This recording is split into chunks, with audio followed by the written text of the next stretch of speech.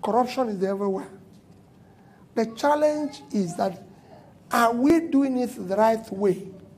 Are we doing the right things?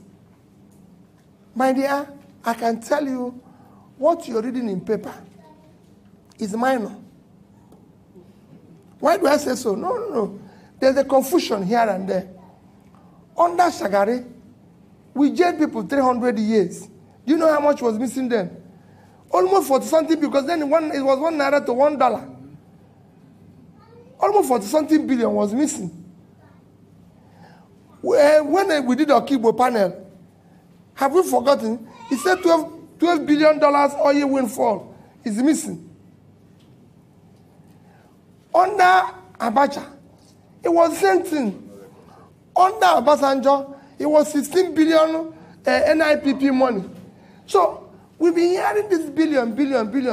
You know, now this one is even less. It's 2, and they're sharing it to people here and there and everything. I would say this one is even less. You know, and I also tell people, finance people will say because I'm close to Jonathan, and I tell them, I said, none has been finding his account. Oh. The other ones will find a lot. But however, the question is not a question of what is happening now. It's how do we stop this drift? And I said something in the beginning. We're even going about it the wrong way. Why do I say we're going about it the wrong way? I want the government to vigorously and aggressively tighten the loopholes on which this is happening, and then put in place other areas of the economy. We're not talking about our economy today. We're not talking about education today. We're not talking about health. We're not talking about this. We are focused on corruption. For me, I always say, we are like a man who is in a grocery shop where all his goods will expire with time. And some people have come and collected something. He shut down the shop and was chasing those who stole something. By the time he comes back, all these goods have expired. We have a bigger problem. Let's deal with the economy. Let's talk about the economy. Let's talk about education. Let's talk about other things. And then let's deal with those who have taken our money simultaneously. And we will deal with it. And let's start it. Do you know the first thing you need to do to stop corruption? Stop money passing through the system is passing today. When I started giving money direct to the schools, the corruption in our Ministry of Education went to 0 because there's nothing left. We went to supervision.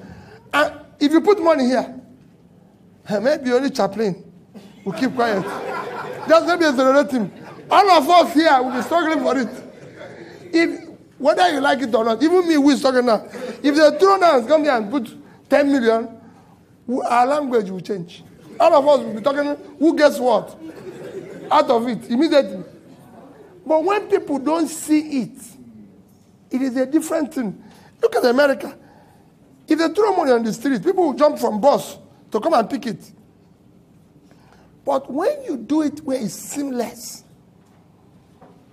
look at it now, they said, we are paying money into the banks.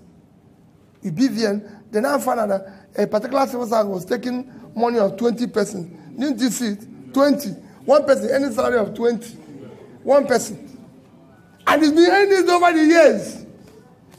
So that's why I said the problem is bigger than what we are seeing. Because with just one person, I can tell you those type of people all over the place. Cloned everywhere. And nobody's seeing them.